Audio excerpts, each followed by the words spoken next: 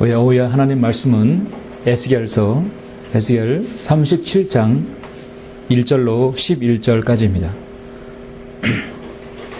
저는 오야의 설교에 에스겔 전후반부를 또 이렇게 구약성경 여러 군데를 살펴보면서 이스라엘의 회복에 관한 설교를 하기로 하겠습니다. 에스겔 37장 1절로 11절 본 말씀 봉독해 올리겠습니다. 주의 손이 내게 임하시어 주의 영으로 나를 데리고 가셔서 뼈로 가득 찬 골짜기 가운데에 나를 세우시고 나를 그 사면에 지나가게 하셨는데 보라, 그 열린 골짜기에는 심이 많은 뼈가 있더라. 보라, 그 뼈들이 심이 말랐더라.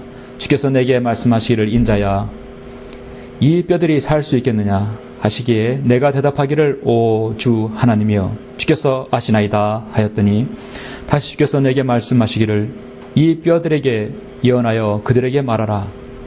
오 너희 마른 뼈들아, 주의 말을 들으라. 너희 마른 뼈들아, 주의 말을 들으라. 주 하나님이 이 뼈들에게 이같이 말하노라. 보라, 내가 너희에게 숨이 들어가게 하리니 너희가 살리라. 또 내가 너희 위에 힘줄을 놓고 너희 위에 살을 자라게 하고 피부를 덮고 너희에게 숨을 넣으리니 너희가 살리라. 그리하면 너희는 내가 주인 줄 알리라 하시니라. 그러므로 내가 명령을 받은 대로 예언하였도다. 내가 예언하였더니 소리가 나고 보라, 진동이 있고 뼈들이 모여 들어 뼈가 자기 뼈에 붙더라. 내가 보았더니 보라, 힘줄과 살이 그 위에 오르고 피부가 그 위를 덮었으나 그들 속에 숨이 없더라. 그때 주께서 내게 말씀하시기를, 바람에게 예언하라. 인자여, 예언하여 바람에게 말하라. 주 하나님이 이같이 말하노라. 오 숨아, 내 바람이로부터 와서 이 살해된 자들의 위에 숨을 넣어주어 그들로 살아나게 하라 하시니라. 그래서 내가 주께서 내게 명령하신 대로 예언하였더니 숨이 그들 속으로 들어갔고 그들이 살아나 그들의 발로 서니 심히 큰 군대더라. 그때 주께서 내게 말씀하시니라. 인자야, 이 뼈들은 이스라엘의 온 집이라. 보라, 그들이 말하기를, 우리의 뼈들은 말랐고 우리의 소망은 사라졌으며 우리 부부는 완전히 끊어졌도다 하였느니라. 아멘. 11절까지만 보도록 하겠습니다. 오늘 이 말씀을 위해서 잠시 기도드리겠습니다.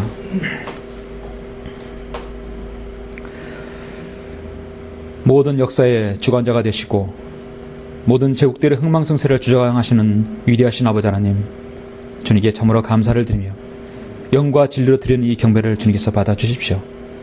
하나님의 사랑을 입은 아름다운 지체들, 오늘 이 자리에 저희들 오후에 다시 모였습니다.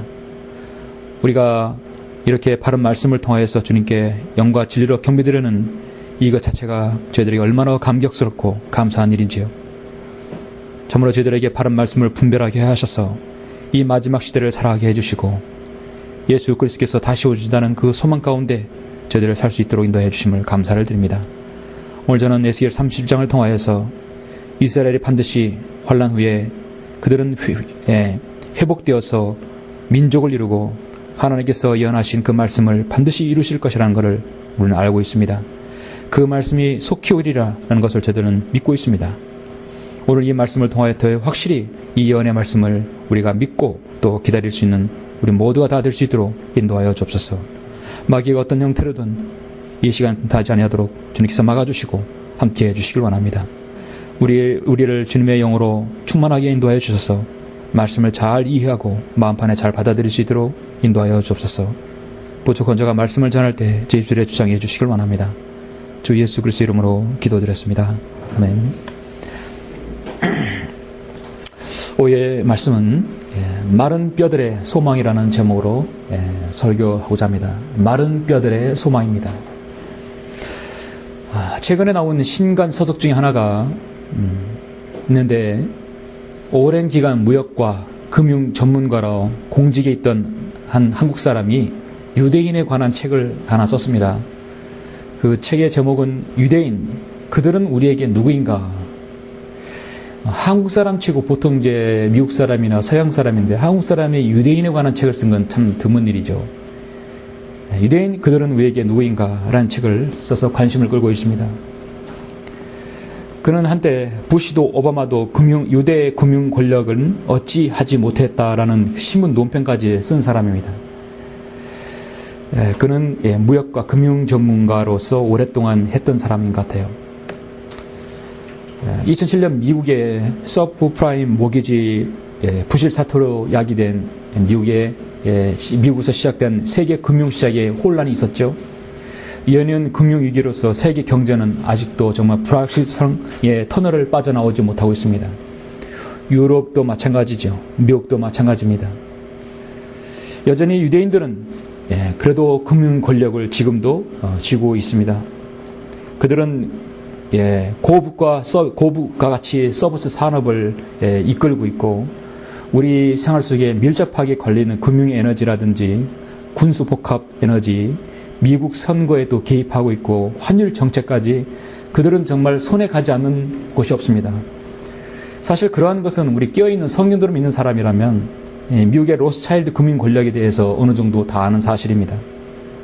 그런데 진정으로 오늘 말씀과 같이 이스라엘, 바로 유대인의 미래는 이렇게 베스트셀러라든지 금융 서적을 통해서 뒤적여 보아도 우리는 알 수가 없는 것입니다.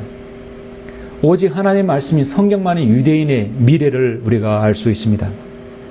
이스라엘의 미래는 참으로 모든 세계인들의 관심사항이죠. 그들의 땅도, 그들의 민족도 마찬가지입니다. 세계 지도를 펴보면은 대각선에서 대각선 선을 긋고 보면 항상 그 중심은 이스라엘에 있습니다.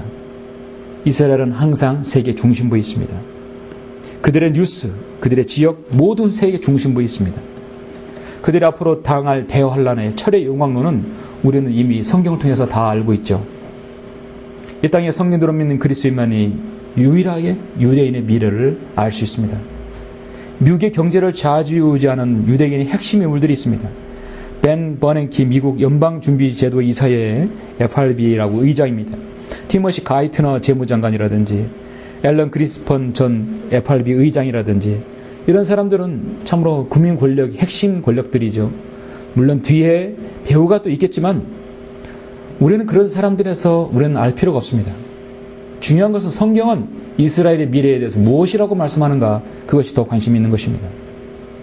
하나님 말씀에서 그들은 앞으로 어떻게 되겠는가 정확하게 오늘 말씀에서 제시하고 있습니다. 우리가 밀접하게 느끼는 경제, 세계, 무역 이런 모든 것들이 유대인들이 깊이 관여하고 있다는 사실을 여러분 알고 있다 하더라도 오늘 아무리 전 세계가 유대인의 연한역 속에 있다 하더라도 저 위에 이 계신 하나님께서는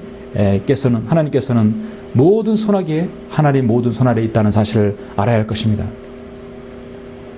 일단 우리는 왜 유대인을 알아야 합니까? 우리 그리스도인은 왜 유대인을 알아야 합니까? 그 이유는요, 하나님께서 유대인에게 관심을 갖기 때문에 우리도 관심을 갖는 것입니다. 이게 바로 성경대로 믿는 사람이에요. 한국 사람이 지은 책 유대인 그들에게 우리는 누구인가? 유대인 그들은 우리에게 누구인가? 정말 그들은 우리에게서 우리는 기도의 대상입니다. 그들은 우리의 기도의 대상이고 우리의 관심의 대상이고 그들에게 평화가 와야 할 것을 우리는 기도하고 있는 사람들입니다. 그리고 또 우리에게 접할 수 있다면 그들은 복음의 대상이라는 사실입니다. 극소수이지만 복음의 대상이고 우리의 기도의 대상이라는 사실입니다. 그들은 역사의 지표이고 하나님의 예언의 지표이기 때문입니다. 여러분 유대인의 미래를 알기는 하십니까? 그렇다면 바른 성경을 통해서 예언의 말씀을 오늘 들어야 합니다. 그러면 미래가 보입니다. 오늘 저는 잠시 그들에게 일어날 참으로 놀라운 사건을 여러분에게 소개합니다. 오늘 본문은 성경에서 이스라엘 민족의 회복에 관한 말씀 중에서 매우 중요한 말씀을 담고 있습니다. 대환란 시대의 마지막 남은 유대인 환란 성도들이 부활해서 그들이 다시 나중에 주님과 함께 내려와서 이 땅에 민족을 이룬다는 사실이죠. 유대인이 무리들이 대환란을 겪고 난 다음에 민족적으로 그 휴거와 부활을 예언하고 있는 장이 바로 에스겔 37장입니다. 이스라엘의 회복에 관한 구절 중에서 에스겔 37장을 빼놓고 얘기할 수는 없습니다. 사실 이스라엘 회복에 관한 설교를 몇 번 했지만 에스겔 37장을 가지고 설교한 적은 없는 것 같아요. 어쩌면 가장 먼저 했어야 할 말씀이죠. 에스겔 37장은요, 구약성경에서 가장 중요한 장 중에 한 장으로 10장 중에 하나 꼽으라면 뽑을 수 있는 장입니다. 너무너무 중요한 장입니다. 하나님의 특별한 사명을 받은 에스겔은 참으로 이스라엘의 민족적 회복을 예언하기 위해서 예비된 선지자였습니다. 본문 37장에서는 에스겔은 이미 하나님의 영으로 인도되어 이 뼈돌 가득 찬 골짜기 가운데 옮겨다 놓았습니다. 1절 2절 보시면 주의 손이 내게 임하시어 주의 영으로 나를 데리고 가셔서 뼈로 가득 찬 골짜기 가운데에 나를 세우시고 나를 그 사면에 지나가게 하셨는데 보라 그 열린 골짜기에는 심이 많은 뼈가 있더라. 보라 그 뼈들이 심이 말랐더라. 마른 뼈들이 있었죠. 여러분 하나님의 영으로 이끌림 받으면요 우리는 이 현 시대에도 초자연적으로 여러분 데이비드 커퍼필드가 하는 그런 순간 이동이 아니라 그런 가짜 속임수가 아니라 악한 영의 힘을 빌려서 하는 것이 아니라 하나님의 영으로도 인간도 초자연적으로 제3차원으로 이렇게 공간 이동을 할 수 있습니다. 사도 바울도 그렇게 했고요. 빌립 집사도 에티오피아 내시에게 복음을 전했을 때 복음을 전한 다음에도 빌립을 다른 데로 이동시켰던 것입니다. 그렇게 할 수 있습니다. 주님께서 특별한 계시를 통해서 특별한 사항을 통해서 하실 수 있는 것이죠. 오늘날 이 은혜 시대에는 그것은 일반화되지 않죠. 하나님께서는 자신의 영으로 지금 에스겔을 때로는 크발강가로 데려가든지 오늘은 지금 본문에서 마른 뼈대로 가득 찬 그 골짜기로 여러분 킬링필드라는 영화 보셨죠? 예를 들어서 그런 쪽으로 지금 딱 데려가신 겁니다. 자, 주님께서 물으십니다. 3절에서 주께서 내게 말씀하시길 인자야. 유독 선지자 중에서 에스겔에게 인자라고 말씀하고 있죠? 인자야. 이 뼈들이 살 수 있겠느냐? 하시기에 내가 대답하기를 오 주 하나님이여 주께서 하시나이다. 에스겔이 대답하는 것 중에 가장 정확한 대답입니다. 인자야, 이 뼈들이 살 수 있겠느냐? 지금 죽은 지 너무 오래되어서 살은 이미 다 새들이 쪼먹고 풍화되어서 사라지고 뼈들은 바짝 말라버렸는데 이 뼈들이 살 수 있겠느냐 물었을 때 상식선에서 이걸 누가 대답할 수 있겠습니까? 에스겔은 말도 안 되는 소리입니다. 하나님이랑 하실 수 있겠지요. 두 가지 말을 할 수 있겠죠. 그런 식으로 에스겔은 대답하지 않았습니다. 자신의 의견을 또 말하지도 않았어요. 모든 것을 알고 계시고 모든 것을 하실 수 있는 전지전능하신 하나님께서 지금 묻고 계시는데 인간의 부질없는 말에는 오히려 주님의 질문에 거슬림돌이 되는 것이에요. 에스겔은 가장 정확히 하나님께 정말 이쁜 말을 한 것이에요. 오 주 하나님이여 주께서 아시나이다. 가장 정확한 말이죠. 주님만이 아십니다. 내가 너를 사랑하느냐? 주님은 아십니다. 그렇습니다. 주님은 아십니다. 자, 이후의 본문은 하나님께서 드디어 인류 역사상 가장 기이하며 가장 그 어떤 헐리우드 컴퓨터 그래픽보다 그 기술보다도 표현하지 못했던 일들을 이루고 있습니다. 사실 저는 헐리우드 블록버스터 영화들 다 보질 못했습니다. 그러나 어느 정도 이야기는 알아요. 매트리스를 봤습니다. 나니의 연대기를 조금 봤습니다. 해리포터도 조금 끝까지 보지 못해서 봤습니다. 반지의 제왕도 어떤 스토리인지 압니다. 모든 영화들을 그래도 블록버스터라는 영화는 어느 정도 뭔 스토리인지 알아요. 모두 다 공통점이 뭔지 아십니까? 컴퓨터 그래픽으로 표현을 했는데 모두 다 성경에서 소설을 땄다는 얘기예요. 특히 여러분 나니아 연대기는요 완전 성경 복사판입니다. 매트릭스도 마찬가지예요. 네온이 나오고 시온이 나오고 트리니티 나오고 모든 용어들이 성경 용어로 사람 이름이 성경 용어입니다. 모든 소스는요 사실 영화는 성경에서 따오는 것이 있는 것입니다.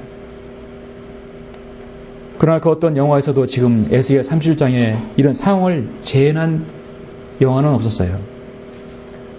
아무리 미라 무슨 영화 만들어도요 에스겔 37장은 마른 뼈들이 서로 붙고 거기에 살이 붙고 힘줄이 붙고 거기에서 생명이 들어가서 사람이 움직이는 그런 표현은 이 땅에서 아직 없었습니다. 그런데 하나님께서는 그런 CG 컴퓨터 그래픽이 아니라 지금 실제로 그렇게 하실 수 있다는 얘기죠. 여러분 그렇게 믿으십니까? 하나님께서 그렇게 믿으십니까? 여러분 그 믿음을 세상에서 얘기하면 여러분 되게 무시당할 것 같은데요. 그래도 여러분 그 믿으십니까? 믿으시는 것이에요. 이게 성경대로 믿는 사람들이에요. 참으로 여러분 구약시대보다 여러분의 믿음이 훨씬 더 좋은 사람들입니다. 하나님께서는 컴퓨터 눈속임에 있느라 흙으로 사람을 창조하신 하나님이세요. 아담과 이브를 창조하신 분이십니다. 하물며 이 마른 뼈들이야 하나님께서 못하시겠습니까? 자, 4절 8절 보시면 다시 주께서 내게 말씀하시는 이 뼈들에게 예언하여 그들에게 말하라. 오 너희 마른 뼈들아 주의 말을 들으라. 주 하나님이 이 뼈들에게 이같이 말하노라. 보라 내가 너희에게 숨이 들어가게 하리니 너희가 살리라. 또 내가 너희 위에 힘줄을 넣고 너희 위에 살을 자라게 하고 피부를 덮고 너희에게 숨을 넣으리니 너희가 살리라. 그러면 너희는 내가 주인 줄 알리라 하시니라. 그러므로 내가 명령을 받은 대로 예언하였도다. 내가 예언하였더니 소리가 나고 보라 진동이 있고 뼈들이 모여들어 뼈가 자기 뼈에 붙더라. 내가 보았더니 보라 힘줄과 살이 그 뼈들 위에 오르고 피부가 그 위를 덮었으나 그들 속에 숨이 없더라. 참으로 에스겔이 이런 광경을 지금 봤을 텐데요. 얼마나 정말 놀랐겠습니까? 아무리 전지전능하신 하나님이라도 이 마른 뼈들의 서로 붙게 해서 생명을 지금 하나님께서 이 군대를 한두 사람도 아니고 군대를 이루게 되었습니다. 무에서 유를 창조하신 하나님의 역사죠. 예. 여러분 하나님께서 사람을 살리실 때 그렇게 살리셨다는 사실입니다.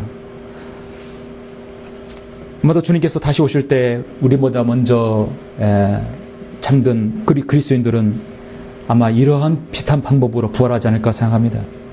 그들은 이미 그 원수까지 이미 다 뼈들까지 없어진 경우도 있을 것입니다.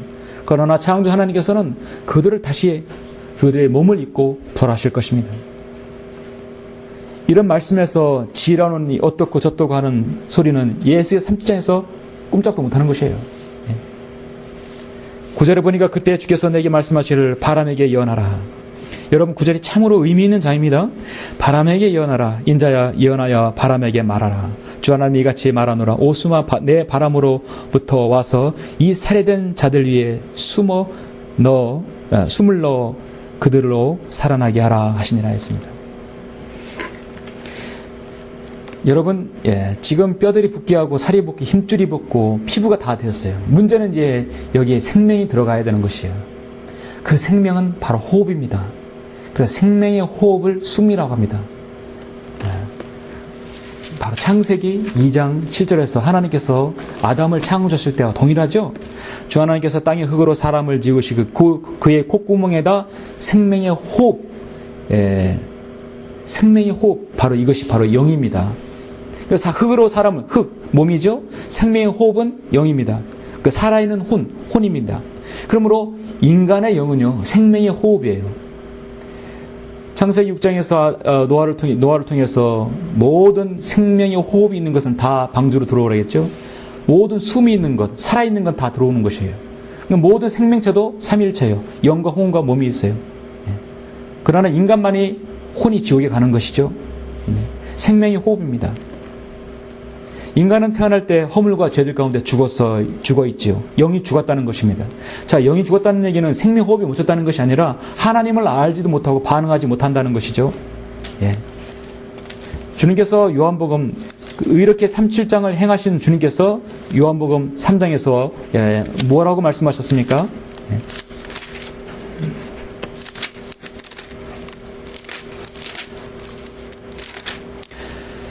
3장 7절에 보니까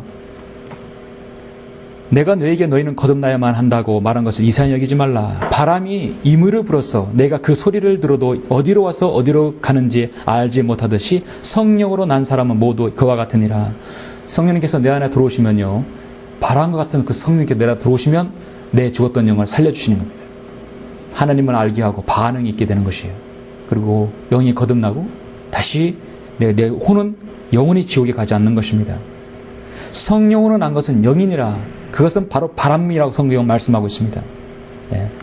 일맥상통하죠.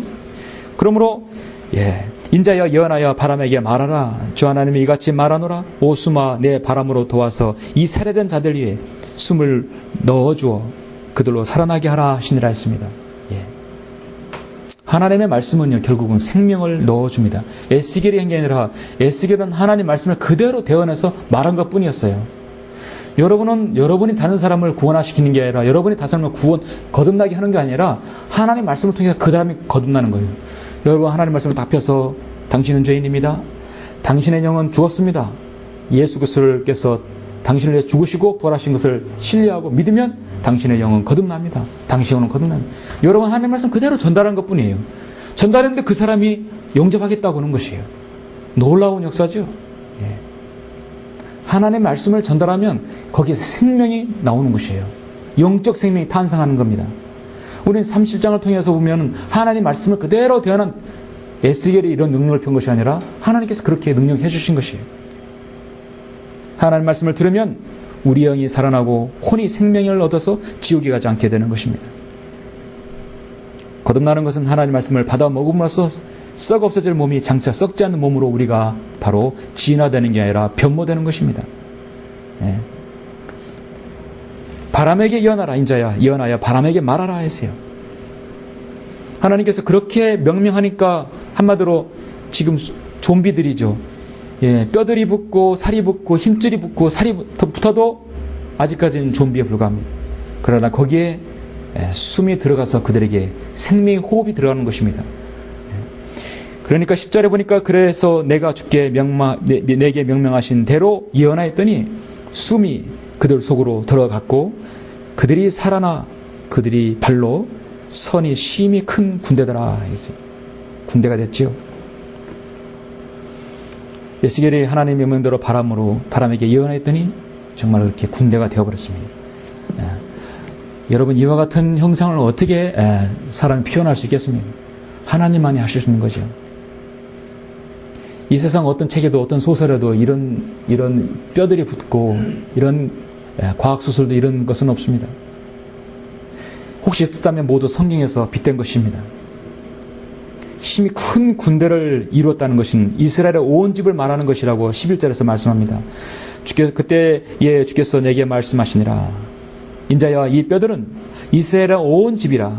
보라 그들이 말하기를 우리의 뼈들은 말랐고 우리의 소망은 사라졌으며 우리의 부부는 완전히 끊어졌도다 하느니라 하시며 크나큰 의미를 부여하고 있는 것입니다. 북쪽 끝에서 남쪽 끝까지 걸쳐 있던 이스라엘 12지파의 모든 죽었던 사람을 전체를 말하는 것이 바로 이스라엘 온 집이죠. 에스겔 이전까지 살았다가 죽은 모든 이스라엘을 말할 수도 있습니다. 직접적으로는 바빌론의 포로로 잡혀갔다가 이스라엘의 처지가 잡혀가 있던 이스라엘의 그 처지를 묘사할 수 있습니다. 또 길게는 아직까지 하나님을 거절하고 전 세계에 뿔뿔이 흩어져 있는 그들이 이스라엘의 민족적으로 회복에까지 그런 과정을 오늘 말씀을 통해서 보여주고 있습니다. 대환란 기간 동안 이스라엘 민족이 겪어야 할 모든 상황을 지금 에스겔은 다 내다보고 있습니다. 에스겔은 주님께서 재림하시고 천년왕국을 이루신 것까지 다 보고 있어요. 그들의 처지는 지금 우리의 뼈는 말랐다겠어요. 우리의 소망은 사라졌다겠습니다. 뼈가 말랐고 소망이 사라졌어요. 그 마른 뼈들의 소망을 누가 줄 수 있겠습니까? 하나님만이 줄 수 있습니다. 교회가 줄 수 있는 것이 아니고 로마 카톨릭이 줄 수 있는 것이 아니고 바로 하나님께서 하실 수 있는 것입니다. 하나님께서 그렇게 아브라함에게 약속했건만 아브라함은 큰 실수를 저질렀죠. 함적인 여종을 하갈을 통해서 함의 땅 이집트에서 하갈이라는 여종을 얻어서 자손 되도록 골칫거리를 알았습니다. 그로 인해서 이스마엘이 나오게 되었고 그로 인해 죄의 열매들이 그 자손들이 고스란히 그를 받게 되었어요. 그 후유증은 현재 중동 땅에서도 여전히 지금 일어나고 있지 않습니까? 육신적으로 하나님의 약속을 기다리지 않고 육신적으로 향하면 그것은 지금 수십 대, 수백 대로 넘어가서 지금까지 후유증이 있는 것입니다. 현재 중동 땅에 있는 모든 사람이 다 이스마엘 후손은 아니다 하더라도 상당한 그 후손들이 지금 이스라엘의 회복을 방해하고 있는 것입니다. 그들은 세계 공포를 도가니로 몰아내는 자살, 폭탄, 테러범으로 양산되기도 하고 이스라엘 교도들이 주류를 또 이루고 있는 족속들입니다. 아랍 민족과 이슬람 교들이라고 해서 다 이스마엘 후손은 아니지만 대부분 함족들인 것입니다. 하나님께서 각 경계를 정하시고 하나님께서 그 나라마다 경계를 세우는데 그 경계를 지금 팔레스타인들이 이 사람들이 지금 하나님이 세우신 경계를 허물고 있어요. 하나님께서 독도는 한국 땅으로 한국 지명으로 해놨고 이미 일제강점기 때도 일본 스스로 그 독도는 한국 영토라고 했음에도 불구하고 그들은 역사를 지금 스스로 부정하고 있어요. 하나님께서 거전 경계를 정하심에도 불구하고 분명히 예레미야하고의 사도행전에 말씀하고 있는데도 그들은 하나님의 지계표를 완전히 허물고 있습니다.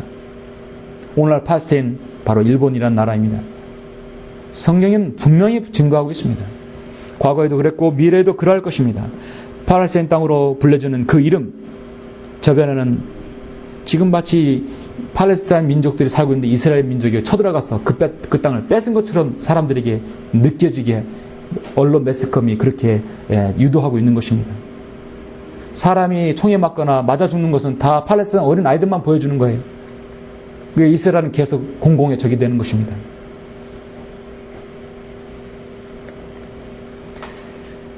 원래 본주인이 팔레스타인들이고 이방인이 이스라엘이라는 인상을 주게끔 하는 것이죠.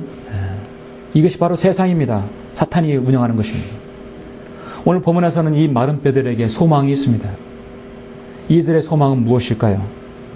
저는 이 소망을 오늘 성경을 통해서 크게 세 가지로 나누어 보겠습니다. 이 소망은 마른 뼈들의 소망은 무엇입니까? 첫 번째는 이 뼈들은 민족을 이루어서 그들의 고토로 돌아오는 것입니다. 그래야겠죠. 이 뼈들이 오늘 본문처럼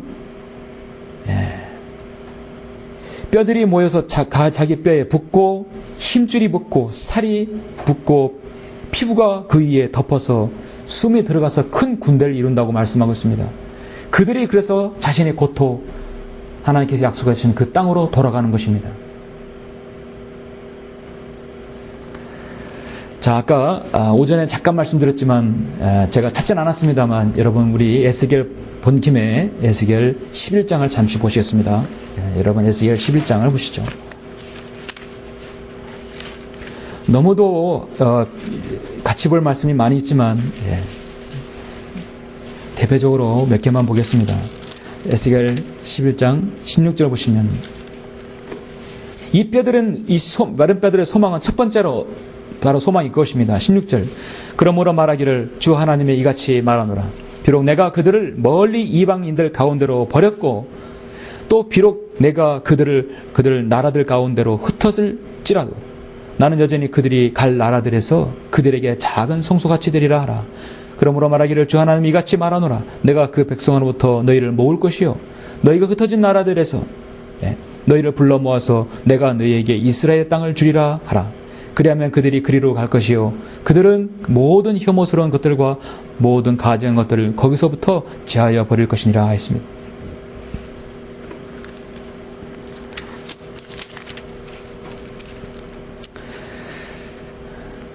스가랴 10장 8절에서 내가 그들에게 휘바람을 불어 그들을 모으리니 이는 내가 그들을 구속하였음이라. 또 그들은 전에 번성하였던 것처럼 번성하리라.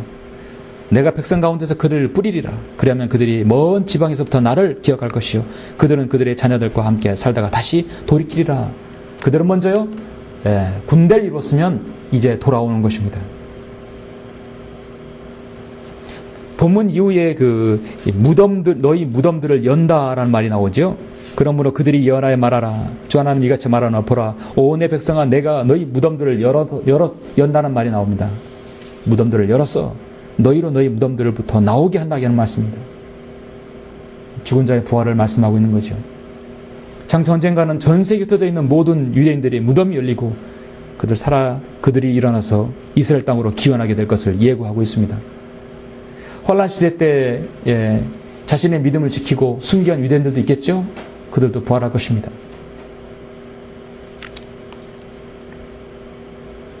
오 내 백성아 내가 너희의 무덤들을 열어서 너희의 무덤들부터 너희를 나오게 할 때 너희는 내가 주인 줄 알 것이며 내 영을 너희 안에 두리니 그러면 너희가 살리라. 또 내가 너희의 본토에 두리니 그때 너희가 나 주가 그것을 말하였고 수행하는 줄 알리라. 주가 말하노라 했습니다. 본문 37장 12, 13절 14절 말씀인 것입니다. 에스겔 보신 김에 28장을 잠깐 보시겠습니다. 28장을 보시겠습니다. 28장 25절 보시면, 그래서 이스라엘의 회복에 관한, 민족적 회복에 관한 부분은요, 에스겔 참으로 자세히 나오죠. 28장 25절 보시면, 주 하나님이 이같이 말하노라. 내가 백성들 가운데 흩어져 있는 이스라엘 집을 모으고 이방의 목전에서 그들 가운데 거룩하게 될 때 그들은 내가 내 종 야곱에게 주었던 그들의 땅에 거하게 되리라. 그들이 그 안에서 안전하게 거할 것이요 집들을 짓고 포도원을 만들리라. 정녕 내가 그들 주위에서 그들을 멸시하는 모든 사람들에게 심판을 행할 때 그들은 확신을 가지고 거하리니 그러면 그들은 내가 주 그들의 하나님인 줄을 알리라 하십니다. 그들은 모입니다. 반드시 모입니다. 성경의 예언은요, 지금 이것은 과거가 아니라 지금 앞으로 미래를 예언하는 것입니다. 39장에서 잠깐 보시면, 39장에서 25절에 보시면, 그러므로 주 하나님 이같이 말하노라. 이제 내가 다시 야곱에 사로잡힌 자를 데려오고 이스라엘의 온 집이 자비를 베풀 것이며 나의 거룩한 이름을 위하여 질투하리라.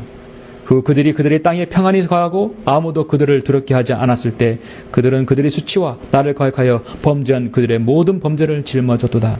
내가 그들을 다시 백성으로부터 데려오고 그들의 원수의 땅으로부터 그들을 모으고 내가 많은 민족들의 목전에서 그들을 인하여 거룩하게 되었을 때 내가 그들을 이방 가운데 사로잡혀 가게 되었으나 내가 그들을 그들이 본토로 모았으며 그들 중 아무도 더 이상 거기에 남기지 아니하였으니 그들이 나를 주 그들의 하나님인 줄을 알리라. 그들이 고토로 돌아왔을 때 하나님을 주로 그때 시인하게 되는 것입니다. 그러나 아직은 예수 그리스도와 해결할 것이 남았어요. 일단 그들은 고토로 돌아오게 되어 있습니다. 마른 뼈들의 소망은 두 번째 무엇입니까? 그들이 해야 할 것. 정말 통회하고 회개하고 자백해야 할 것입니다. 그들의 주 예수 그리스도를 메시아로 시인하는 것입니다. 이 마른 뼈들의 소망은 그들이 예수 그리스도를 메시아로 시인하는 것입니다. 이게 바로 마른 뼈들의 소망이요, 우리의 소망인 것입니다. 오늘날 이스라엘 사람들이 유대인에게 그 이스라엘 사람 유대인에게 성지는 여러분 어디인지 아십니까? 그들의 가장 신성된 성지는 어디십니까? 바로 통곡의 벽입니다.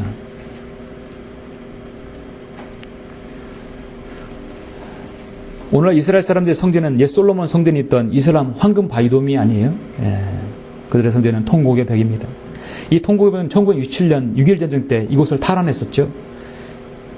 그 이후부터 이들에게 이곳의 성지가 되어서 그들은 해마다 그들은 시시되도록 거기서 와서 관객의 눈물을 흘리면서 내년은 예루살렘에서 라는 기도를 울리면서 자신의 메시아가 오기를 기도하고 있습니다. 1년 44철 이곳은 유대인이라면 꼭 오는 곳입니다. 이 통곡의 벽이라는 것은 예루살렘, 바로 성전의 서쪽 벽을 말하는 것이죠. 최고 14m의 길이와 약 400톤이 되는 돌을 비롯해서 평균 1톤 내지 3톤이 되는 돌이 쌓아진 부분입니다. 높이가 16m입니다. 신약의 헤롯 왕 때 60년 동안 걸쳐 지은 것들이 한 부분이죠. 그 유형이 얼마나 큰지를 알 수 있습니다. 이 성벽은 AD 70년 로마 티수 장군에 의해서 돌 위에 돈 하나 남지 않도록 싹 다 무너졌는데 겨우 여기 통곡의 벽만, 서쪽 벽만 남은 것이에요. 그들에게 있어서 치욕의 역사이고 아픈 과거이죠. 이 통곡의 벽을 보면 그렇게 기다렸던 메시아는 오지 않고 로마에 의해서 그들이 완전히 더 성전이 회파되었다는 것을 생각하면 그렇게 보일 것입니다. 우리도 이제 강점기 때의 그런 역사라든지 그런 사진들 보면 참으로 가슴이 아프죠. 그래도 무지한 사람들이 지금 예수 그리스도를 믿지 않고 유대인들은 이곳에 와서 자신의 최고의 기도처라고 생각하고 있습니다. 많은 유대인들이 기도하는 모이는 곳입니다. 그들의 기도는 무엇입니까? 정말 주님의 다시 오심을 기다리고 거기서 눈물 흘리며 기도합니까? 그들의 기도는 자신의 죄를 자백하여 통곡의 자리가 아닙니다. 그들의 자신이 2000년 전에 예수 그리스도 십자가에 못 박았던 그 사건을 회개하는 눈물이 아닌 것입니다. 통곡의 눈물이 아닙니다. 그들은 자신의 또 다른 메시아를 기다리고 있는 것이에요. 예수 그리스도께서 이미 오셨는데 또 다른 메시아를 기다리고 있는 것입니다. 2000년 동안 방랑 생활을 가운데서도 예루살렘의 귀향이라는 꿈을 포기하지 않는 하나의 신앙의 상징으로 남아있는 것이 바로 통곡의 벽입니다. 특히 안식일이나 절기 때가 되면 사람을 가득 메운 것에 아주 장관을 이룹니다. 저기 달력 보이시죠? 장관을 이루고 있습니다. 얼마나 많은 사람들이. 이 사람들 그리스도인이 여기 간다고 생각하세요? 여러분?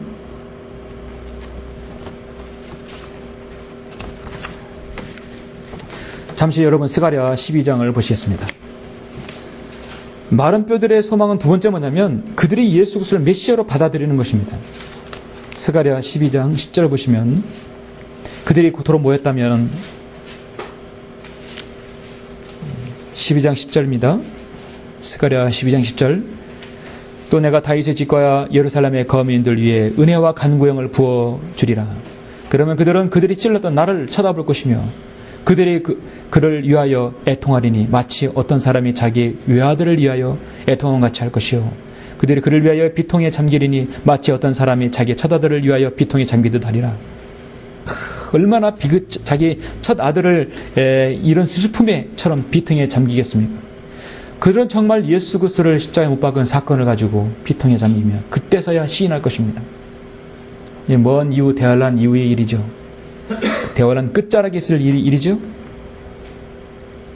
그날에 예루살렘에 큰 애통이 있으리니 마치 무기또 골짜기에 하나님만의 애통과 같으리라. 땅이 애통하리니 각 족속이 따로 애통하리라. 다윗집의 족속이 따로 하고 그들의 아내들도 따로 하며 나단집의 족속이 따로 하고 그들의 아내들도 따로 할 것이요 레이집 족속이 따로 하고 그들의 아내들도 따로 하며 시므의 족속이 따로 하고 그들의 아내들도 따로 하리라. 남은 모든 족속도 각 족속들이 따로 하며 그들의 아내들도 따로 하리라 하지. 다 따로 한다는 얘기는 각자가 다 모든 각인이 예수 그리스도를 그들의 메시아로 시인한다는 것입니다. 이것이 진정한 그들의 통곡의 기도일 것입니다.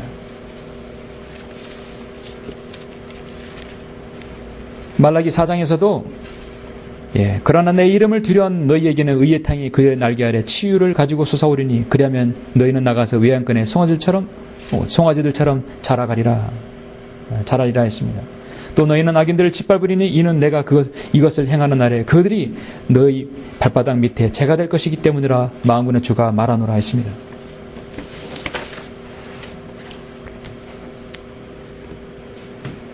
그렇게 그들이 통곡했을 때, 그들이 그 죄를 시인했을 때 주님은 반응이 무엇입니까? 미가서 7장 18절에 보니 죄악을 용서하고 그의 유업에 남는 자의 죄가를 간과하시는 주와 같은 하나님이 누구니까? 주의 자비를 기뻐하시고 그의 분노를 영원히 품지 아니하시나이다. 주님은 용서하실 수 있는 것입니다. 주께서는 다시 돌이키시어 우리에게 긍휼을 베푸시리니 주께서는 우리의 죄악들을 정복하실 것이요 주께서는 그들의 모든 죄들을 바다 깊은 곳에 던지시리라. 그렇게 통곡하면 용서해 주겠다는 것입니다. 이 통곡의 벽에 모인 사람들을 용서해 주는 게 아닙니다. 대환란은 혹독한 환란을 통과한 이후에 그들이 예수 그리스도를 그때야 시인할 것입니다. 주께서는 옛날부터 우리 조상들에게 맹세하신 바 야곱에게는 진리를 아브라함에게 자비를 행하시리라. 이게 미가서 7장 18, 19, 20절 마지막 절에 해당하는 부분이죠. 결국은 주님께서 그들을 용서해 주십니다. 자, 마른 뼈들의 소망, 마지막 세 번째, 그들의 소망은 무엇입니까? 주님께서 이렇게 용서해 주셨다면 이제 그들은 제사장들의 왕국과 거룩한 민족이 될 것입니다. 바로 그들의 소망이 최종적인 것이에요. 제사장들의 왕국이요 거룩한 민족이 일찍이 출애굽기 19장에서 예언하셨던 그 예언을 실현하는 것입니다. 잠시 하나만 더 보시죠. 출애굽기 19장을 보시겠습니다.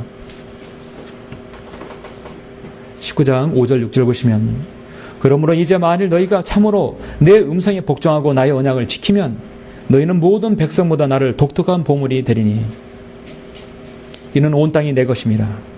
너희는 나에게 제사장들이 왕국이 되며 거룩한 민족이 되리라. 이것이 내가 이스라엘 자손에게 고할 말이니라 했습니다. 하나님의 아내되는 이스라엘 백성이 회복할 때는 독특한 민족이요 거룩한 민족, 제사장들의 왕국이에요. 독특한 보물이죠. 우리는 독특한 백성이고 왕 같은 제사장이 된다 했어요. 하나님께서 자신의 피를 거듭난 사람에게는 독특한 백성이 되고 왕 같은 제사장이 돼요. 이스라엘 백성은 독특한 보물이 된다고 했습니다. 그리고 제사장들의 왕국이 된다고 했습니다. 이스라엘의 통곡의 벽을 우측을 따라 쭉 가게 되면 뭐가 나오냐면 아까 잠깐 말씀드린 황금 바이둔 사원이 나와요. 간질병자인 이슬람 지도자 모하메드가 이 바위에서 승천했다고 하는 황금 바이둥 사원이 납니다. 예루살렘 구 시가지에 있는 이슬람은 대여 사원이죠. 이제 성전 사랑이라고 하고 오마르 모스크라고도 합니다. 예. 그 지붕이 옛날에는 철로 되어 있어서 지금 알루미늄 바꾸고 거기다가 금색으로 금박을 입혔어요. 멀리서 봐도 황금색으로 보여요. 황금 바위돔으로 보입니다. 이슬람 교도가 아니면 절대로 이곳에 들어갈 수 없고 정해진 시간만 들어갈 수 있어요. 전 세계 20%가 지금 이슬람 인구가 있죠. 약 12억의 인구가 이상입니다. 이슬람 교도, 모슬렘이 되려면 5가지를 종교적 의무를 반드시 실행해야 합니다. 자신의 신조들을 암송해야 되고 하루에 5번 엉덩이 쳐들고 기도해야 되고 구제를 해야 되고 그리고 라마단 때 금식해야 되고 마지막으로 가장 중요한 성지순례 하지죠. 하지라고 하죠. 성지순례 해야 합니다. 첫 번째는 메카를 갔다 와야 됩니다. 사우디아라비아에 마카주라는 주가 있는데 마카주의 수도가 바로 메카입니다. 바로 그곳에서 바로 반드시 그곳에 갔다 와서 가장 중심에 있는 그 카바 검은 돌을 돌고 그들이 반드시 거기를 갔다 와야 돼요. 그리고 메디나 무하마드가 622년 메카에서 쫓겨난 곳입니다. 바로 그곳에 그의 묘가 있죠. 그래서 이곳도 마찬가지 무슬림이 아니면 출입이 금지되는 곳입니다. 메카를 갔다 와야 되고 메디나를 갔다 와야 되고 그리고 바로 그의 황금 바위도선을 갔다 와야 되는 것입니다. 자, 아까 통곡의 벽 보여드렸죠. 최근에 이슬람 교도가 메카를 갔다 온 사진입니다. 여러분 차이점이 별로 없죠? 그들이나 똑같아요. 예수 그리스도를 거부한 이스라엘 민족이 통곡의 벽에서 우는 것이나 자신의 그 알라 신을 위해서 1년에 반드시 메카를 갔다 오는 지금 이 검은 돌에서 그 돌에 경배를 하고 돌을 던지는 모습 보십시오. 자, 이 둘은 차이점이 없어요. 하나님을 거절한 모든 민족이 동일한 것입니다. 제가 볼 때는 이들은 50보 100보예요. 하나님께서 이들을 어떻게 가치 있게 여기겠습니까?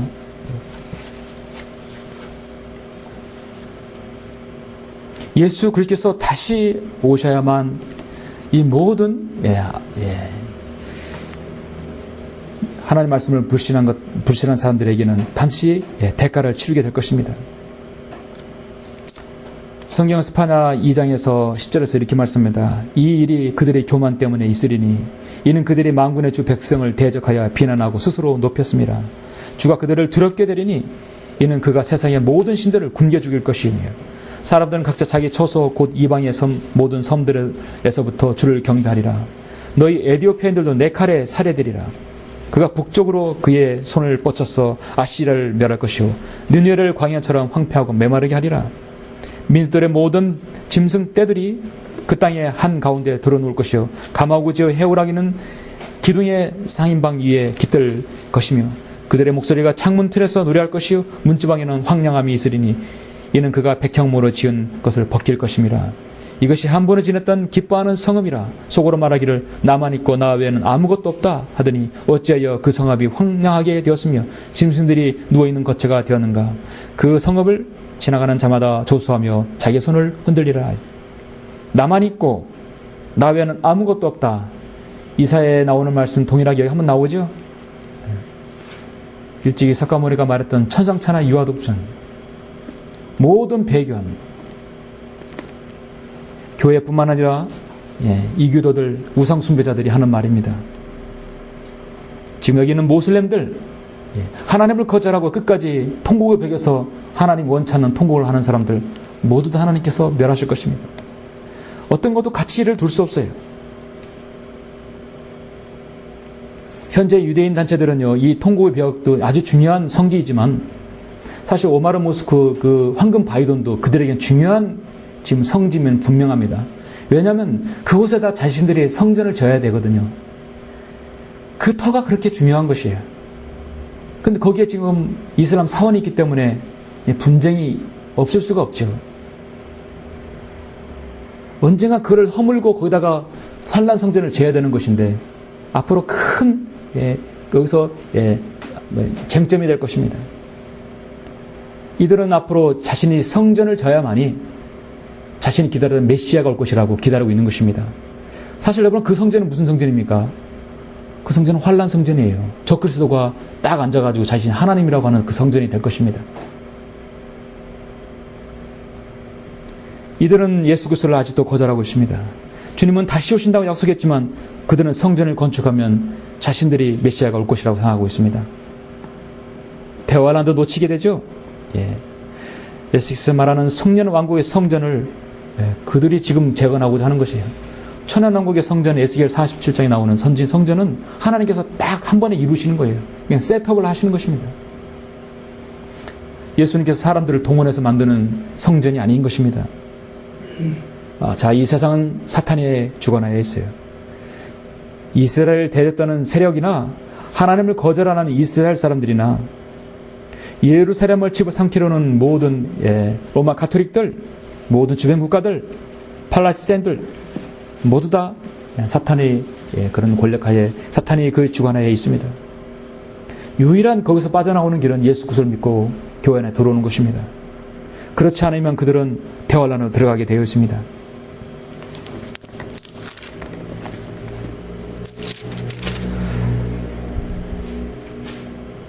스가랴 8장 3절에 보니까 주가 이같이 말하노라. 내가 시온으로 돌아와서 예루살렘 가운데 거하리라. 예루살렘은 진리의 성읍이라 불리겠고 만군의 주의 산에 거룩한 산이라 불리리라. 로마 대환란 때 적그리스도가 예루살렘에서 딱 좌지하고 있을 때는, 좌장하고 있을 때는 그것이 소돔과 고모라의 성읍이라고 했었어요. 그 성읍은 지극히 성적으로 타락한 곳이라고 성경 말씀하고 있어요. 요한계시록에서. 근데 주님께서 그곳에 딱 재림하셨을 때는 뭐냐면 그곳은 진리의 성읍이라고 말씀하고 있는 것입니다. 바로 스가랴 8장 3절에서 말씀하고 있어요. 진리의 성읍이라고 불리겠고 만군의 주의 산은 거룩한 산이라 불리리라. 예루살렘은 누가 통치하든 간에 그 예루살렘은 누가 통치하는지 그게 중요한 것입니다. 예수님이 통치하면 진리의 성읍이 되고 거룩한 성읍이 되면, 적그리스도 통치하면 그것은 소돔과 고모라의 성읍이 되는 것입니다. 가장 지독한 성적 타락의 본 고장이 될 수도 있는 것입니다.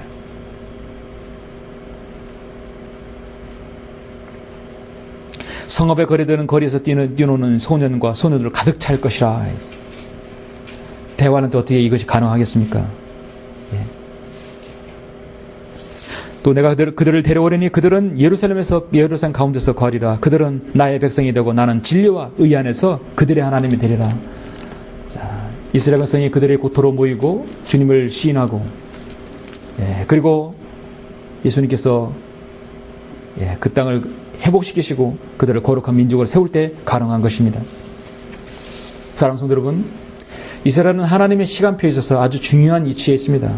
늘 말씀드렸듯이 참으로 중요합니다. 여러분이 유럽의 정세를 잘 보시고 미국의 정세를 보시고 이스라엘의 정세를 잘 보시면 세계가 어떻게 움직이는지, 하나님의 시간표 어떻게 움직이는지 우리는 약간이라도 직감을 할 수 있습니다. 우리는 그것이 아니라도 기도하면, 우리가 기도하게 되면 이 세상이 어떻게 움직이는지를 우리는 감지할 수 있습니다. 우리가 언제 올라갈지는 몰라도 세상이 가까웠다는 것을 우리는 더 감지할 수 있습니다. 12월 20일에 세상이 종말한다 해서 거기서 모든 것 짐 싸들고 가서 사는 사람들이 있죠?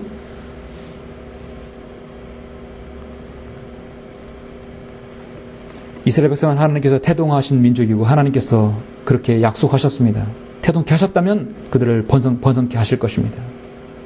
하나님께서 계획하신 바 아브라함을 불러냈어요. 이스라엘 민족을 형성케 하셨습니다. 이스라엘 역사의 중심축이 되었습니다. 그들은 잠시 주님을 거절했지만 다시 주님을 시인할 것입니다. 주님을 거절하겠다 해서 오전 말씀대로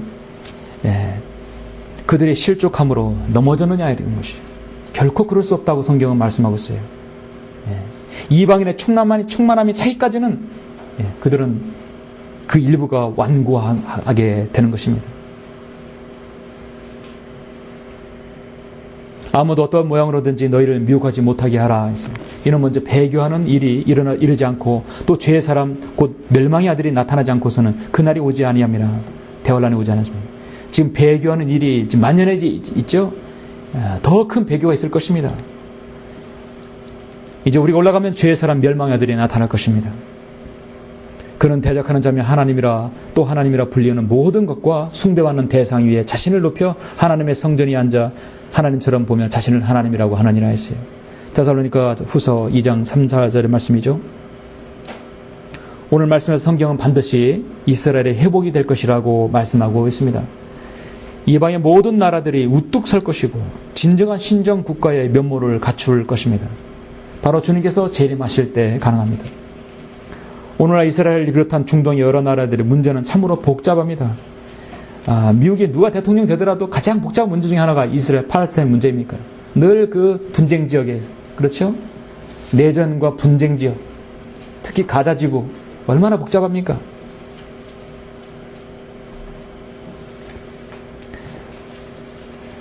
이스라엘과 팔레스타인 간의 땅의 문제는 이스라엘 독립후에 협정 회담을 해도 거듭나도 난항을 겪고 있는 것이 바로 그 땅입니다.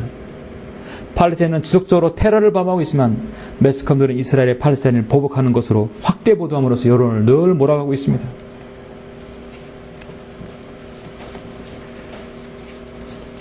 오늘 본문 여러분 성경 에스겔 37장을 마지막으로 보겠습니다. 자, 정리를 하면서 마지막 보겠습니다. 자, 37장 21절, 22절, 23절이 오늘 말씀하고 있는 이 마른 뼈들의 소망이 세 구절로 압축되어 있어요.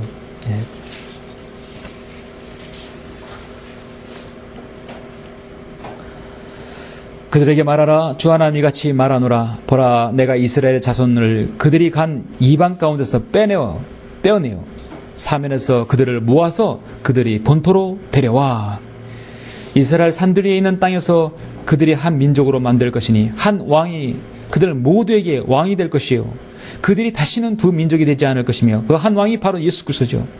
그들이 결코 다시는 두 왕으로 나뉘지 아니하리라. 그들은 그들의 우상들로나 그들의 혐오스러운 것들로나 그들의 범법 중 어떤 것으로도 그들 자신들을 더 이상 더럽히지 아니하리라.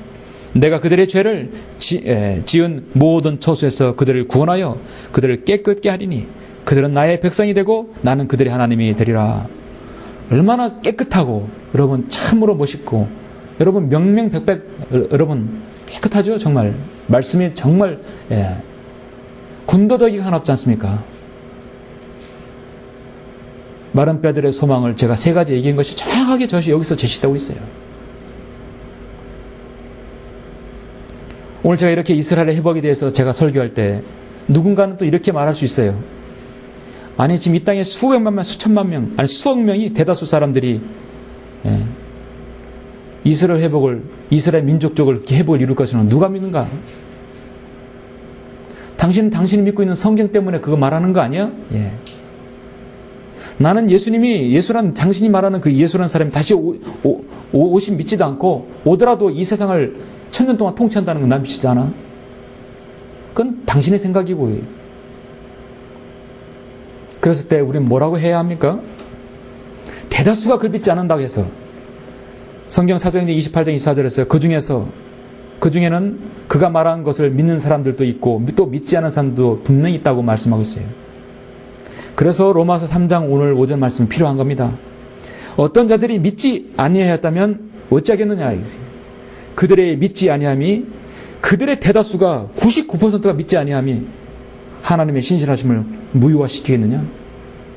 성경은 뭐라고 답변합니까? 결코 그럴 수 없느니라. 그럴 수 없어요. 성경만이 신실하시고 성경만이 그대로 이루어집니다. 여러분 이 사실 믿으시죠? 예. 그러니까 이 땅에 성경 믿는 사람들이 정말 보석들인 것입니다. 성경은 착각하지 말라. 그건 네 생각일 뿐이야. 하나님의 신실하심을 네가 믿지 않는다 해서 무효화시킬 수는 없다는 것입니다. 제가 지금까지 설교한 것을 성경을 통해 제시한 이 모든 것은 믿지 않은 사람이 있다 하더라도 이 믿는 사람이 분명히 있는 것입니다. 극소수를 할지라도 그거는 숫자와 관계없습니다. 우리는 하나님께서 말씀하신 그것을 믿는 것이에요. 최후에 웃는 자가 승자죠? 누가 최후에 웃을 수 있는 사람들입니까?